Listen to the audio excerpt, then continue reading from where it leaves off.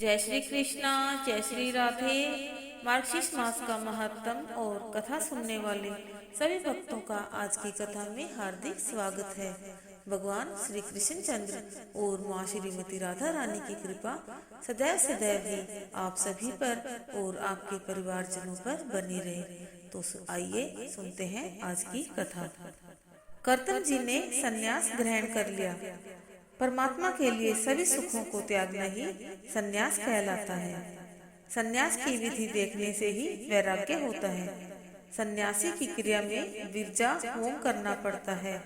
देव, ब्राह्मण, सूर्य, अग्नि आदि की साक्षी में होम किया जाता है। फिर नदी में स्नान करके संपूर्ण वस्त्र त्याग कर अपनी माता, स्त्री आदि से भिक्षा मांगनी पड़ती है, जिसे अध्यात्म कहते हैं। कपिल भगवान कहते हैं, माता जी, जब इस जीव को मनुष्य शरीर में जन्म लेना होता है, तब भगवान की प्रेरणा से अपने पूर्व कर्मानुसार देह प्राप्ति के लिए पुरुष के वीर्य के कणों के द्वारा स्त्री के उदर में प्रवेश करता है। 5 दिन में बुध रूप होता है और 10 दिन में बेर के समान हो जाता है। 1 माह में सिर, दूसरे माह में 2 हाथ, 2 पाद आदि अंग, तीसरे माह में नख, रोम, अस्थि, चर्म, स्त्री पुरुष के चिन्ह, चौथे माह में मांस आदि 7 धातुएं, तब 5वें माह में इसे भूख प्यास लगने लगती है। 6ठे माह में उदर में घूमने लगता है। 7वें माह में माँ जो कुछ भी खाती है उसका रस ग्रहण करके पुष्ट होता है, लेकिन गर्भ में इसे गर्म, ठंडा, तीखा, खट्टा आदि जीवाणुओं के छेदने से इसे जो पीड़ा होती है, तब भगवान की स्तुति करता है। जीव कहता है, मैं बड़ा ही अधम हूँ।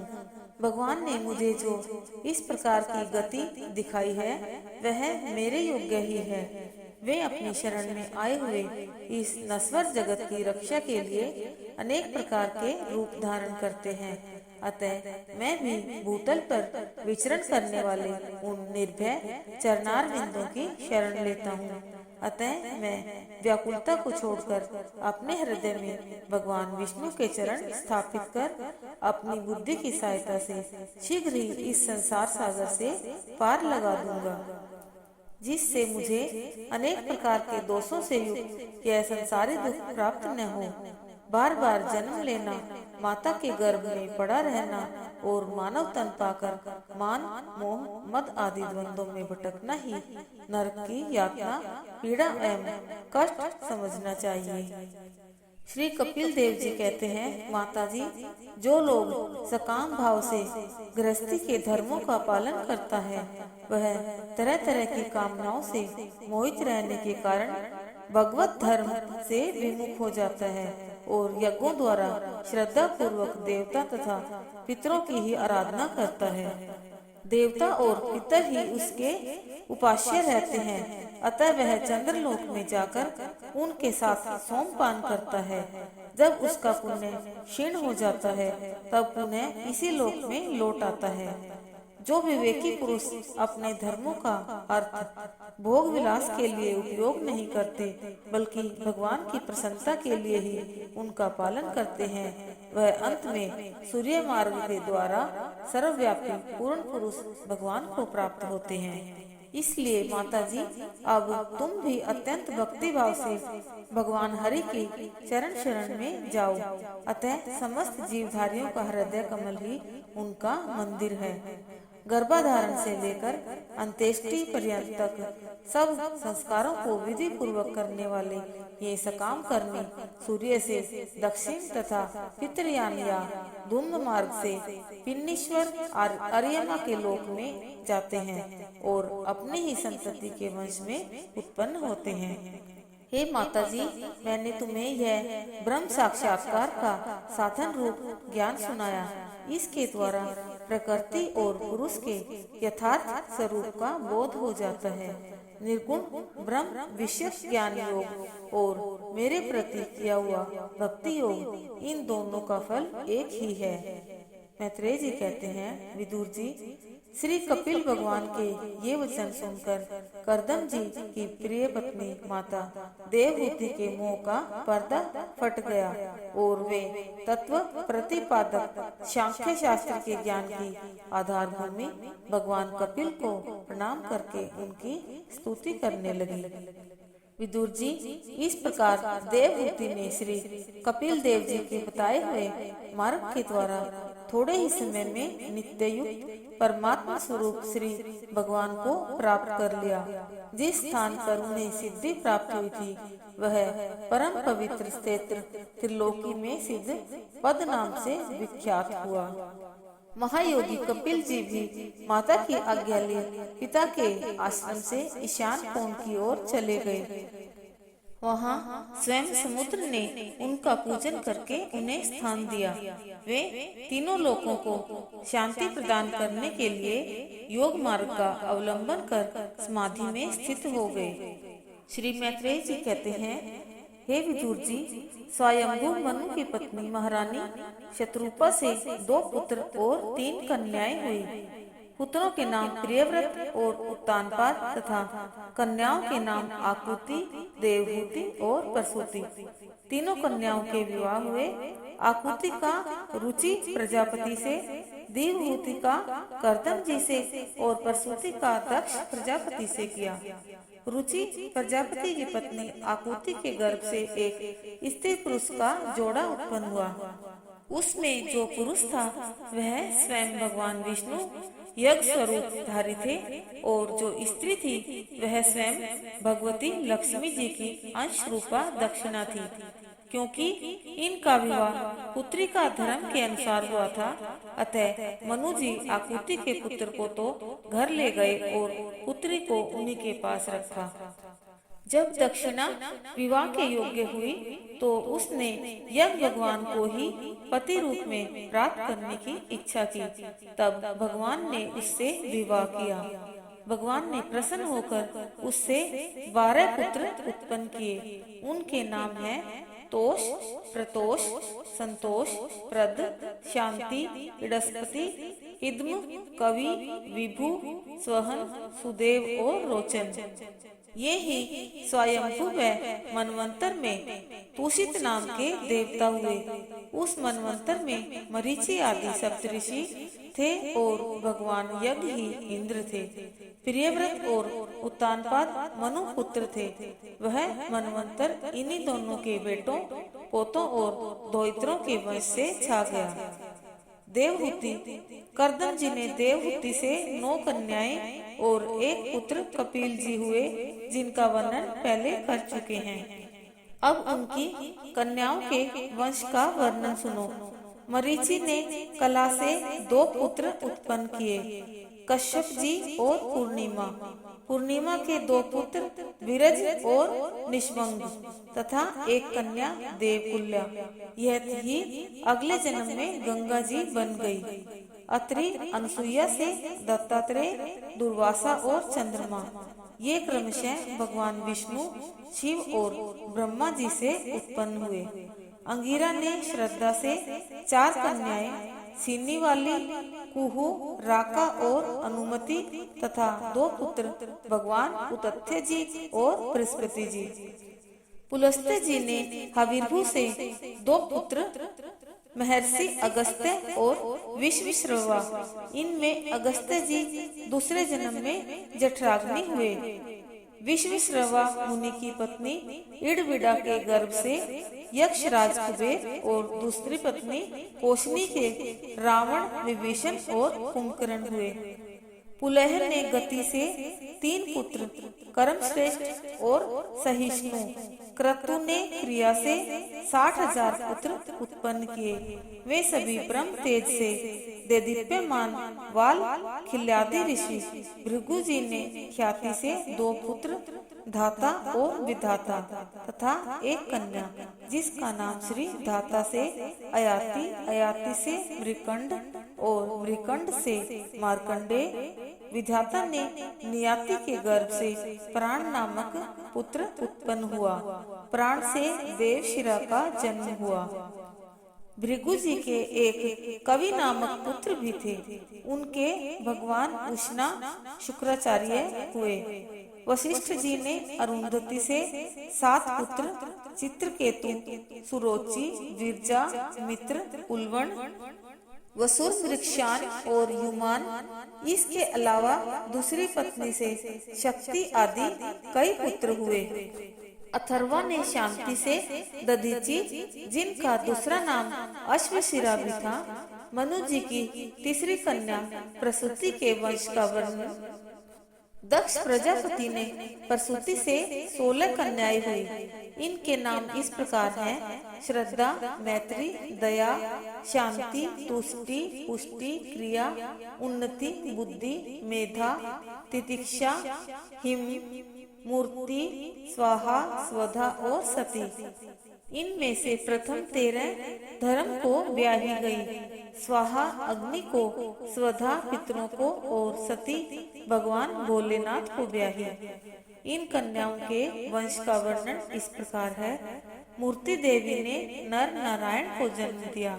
स्वाहा ने अग्नि के ही अभिमानी पावक, पवमान और शुचि, ये 3 पुत्र हुए। ये तीनों ही हवन किए हुए पदार्थों का भक्षण करते हैं। इन्हीं तीनों से 45 प्रकार के अग्नि और उत्पन्न हुए। ये ही पिता और पितामह को लेकर 49 अग्नि कहलाए। स्वधा पितरों से पितरों के नाम हैं अग्निस्वात, वहिर्सद, सोमक और आयुष। इनमें साग्निक भी हैं।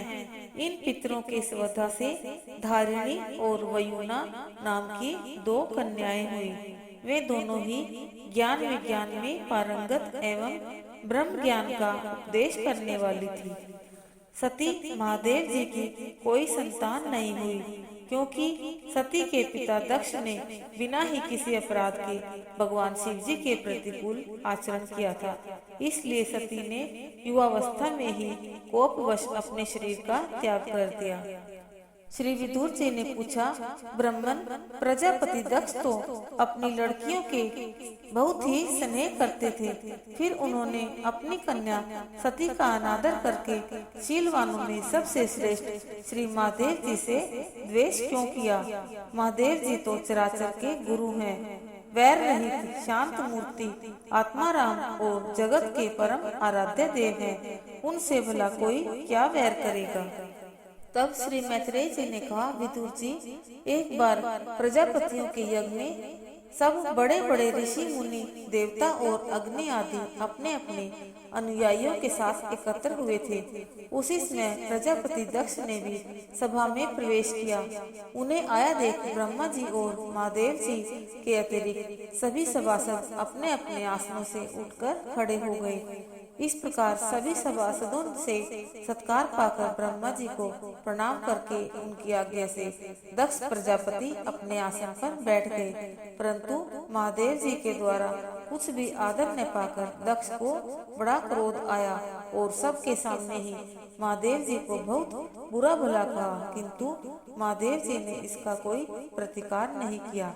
इससे दक्ष के क्रोध का पारा और भी चढ़ गया तथा जल में हाथ लेकर उन्हें शाप देने को तैयार हो गया। दक्ष ने कहा, यह महादेव देवताओं में सबसे बड़ा अधम है। अब से इसे इंद्र, उपेंद्र आदि देवताओं के साथ यज्ञ का भाग न मिले। उपस्थित मुख्य सभासदों ने उन्हें बहुत मना किया, परंतु उन्होंने किसी की नहीं सुनी और महादेव जी को शाप दे ही दिया। जब शंकर जी के अनुयायियों में अग्रगण्य नंदीश्वर को मालूम हुआ तो वे क्रोध से तमतमा उठे और दक्ष तथा उनके अनुयायियों को बड़ा भयंकर शाप दिया। नंदी बोले, जो भगवान शंकर जी से द्वेष करता है वह भेद बुद्धि वाला मूर्ख दक्ष तत्व ज्ञान से विमुख ही रहे। यह साक्षात पशु के समान है, अतः अत्यंत स्त्री लंपट हो और शीघ्र ही इसका मुंह बकरे का हो जावे तथा इसके अनुयायी ब्राह्मण लोग भक्षा भक्ष के विचार को छोड़कर केवल पेट पालने के लिए ही विद्या तत्व और व्रत आदि का आश्रय ले और धन, शरीर, इंद्रियों के सुख को ही सुख मानकर उन्हीं के दास बनकर दुनिया में भीख मांगते फिरे। नंदीश्वर से ब्राह्मण कुल के लिए इस प्रकार का शाप सुनकर उनके बदले में भृगु जी ने यह दुष्टर शाप रूप ब्रह्म दंड दिया। जो लोग शिव भक्त हैं तथा उन भक्तों के अनुयायी हैं, वे सत्शास्त्रों के विरुद्ध आचरण करने वाले और पाखंडी हों। जो लोग शोचाचार विहीन, मंद बुद्धि तथा जटा, भस्म और हड्डियों को धारण करने वाले हैं, वे भी शैव संप्रदाय में दीक्षित हों। आज की कथा यहीं पर संपूर्ण होती है। बोलिए विष्णु भगवान की जय, बोलिए शिव शंकर भगवान की जय, बोलिए श्रीमद् भागवत महापुराण की जय, बोलिए सुखदेव जी महाराज की जय। जय जय श्री राधे, जय जय श्री राधे, जय जय श्री राधे श्याम। आइए अब भागवत भगवान की आरती। श्री भागवत भगवान की है आरती, पापियों को पाप से है तारती। श्री भागवत भगवान की है आरती, पापियों को पाप से है तारती। ये अमर ग्रंथ, ये मुक्ति पंथ, ये पंचम वेद निराला, नव ज्योति जलाने वाला। हरि नाम यही, हरि धाम यही, यही जग मंगल की आरती। पापियों को पाप से है तारती। श्री भागवत भगवान की है आरती, पापियों को पाप से है तारती। ये शांति गीत पावन पुनीत, पापों को मिटाने वाला, हरि दर्श दिखाने वाला। यह सुख करनी, यह दुख हरनी, श्री मधुसूदन की आरती। पापियों को पाप से है तारती। श्री भागवत भगवान की है आरती, पापियों को पाप से है तारती। ये मधुर बोल जग फंद खोल, सन्मार्ग दिखाने वाला, बिगड़ी को बनाने वाला। श्री राम यही, घनश्याम यही, यही प्रभु की महिमा की आरती। पापियों को पाप से है तारती। श्री भागवत भगवान की है आरती, पापियों को पाप से है तारती। पापियों को पाप से है तारती। पापियों को पाप से है तारती।